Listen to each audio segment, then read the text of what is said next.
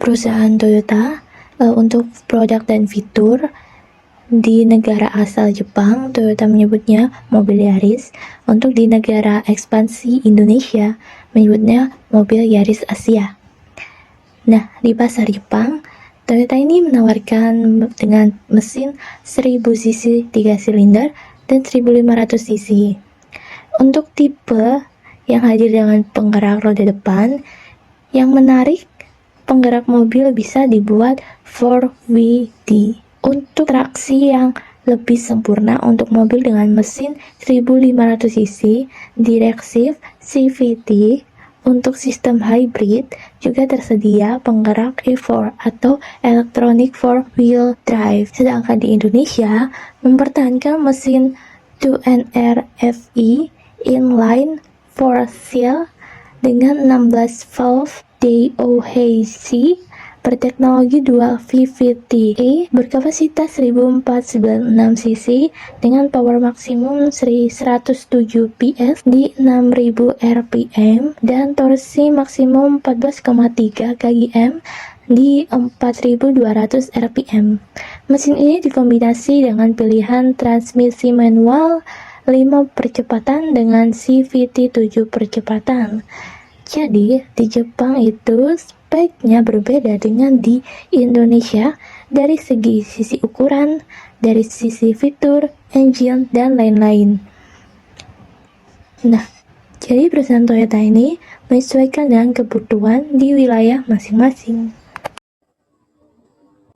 Segmentasi dari perusahaan Toyota ini di negara asalnya yaitu Jepang cenderung mentargetkan pelanggan dengan tingkatan middle class hingga upper middle class. Hal tersebut dikarenakan Jepang memiliki pendapatan rata-rata lebih tinggi dibandingkan Indonesia.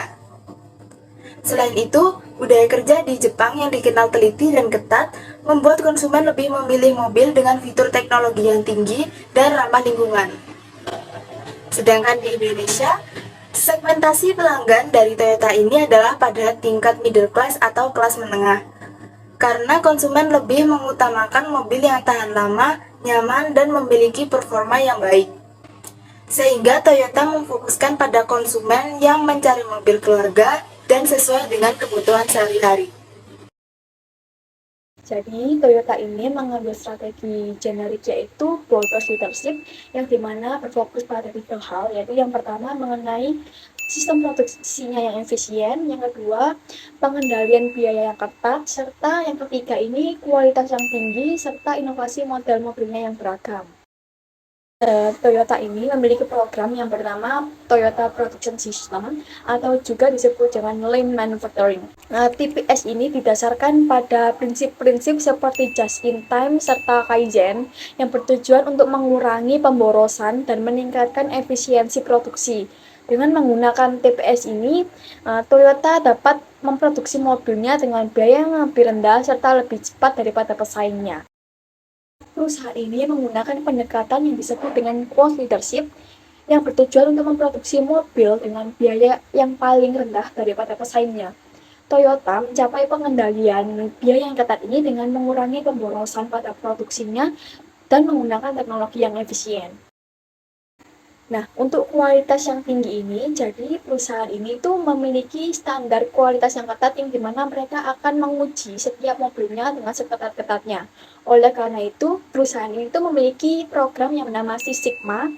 Jadi Six Sigma ini tuh bertujuan untuk mengurangi cacat produksi pada setiap mobilnya, serta meningkatkan kualitas pada produknya. Dalam variasinya sendiri, Toyota memiliki 4 rear-wheel drive dan SUV untuk jenis outdoor bagi target pasar yang tinggal di daerah yang menghadapi kondisi cuaca buruk. Lalu ada model hybrid seperti Prius untuk pelanggan yang menyukai kendaraan yang ramah lingkungan dan tertarik dalam penyelamatan lingkungan. Pada kategori mobil keluarga, untuk target segmen menengah, Toyota mengeluarkan merek Avanza. Mobil Avanza ini sendiri merupakan mobil keluarga yang sangat banyak diminati oleh masyarakat Indonesia. Selain itu, Toyota juga menyediakan kendaraan dari berbagai macam rentang harga. Mulai dari harga terendah dengan mobil Toyota Corolla, hingga jajaran mobil mewah seperti SUV dan juga Lexus.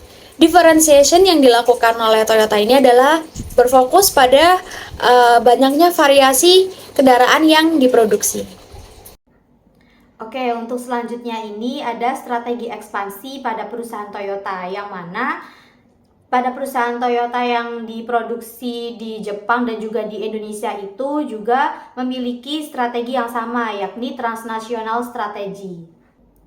Oke, pada perusahaan Toyota ini memiliki standar global yang tinggi terhadap aspek transnasional strategi, yang mana perusahaan Toyota ini memastikan bahwa semua produk Toyota itu mematuhi standar yang tinggi di seluruh dunia. Jadi, Toyota ini memiliki standar kualitas yang seragam dan juga tinggi untuk semua produk mereka.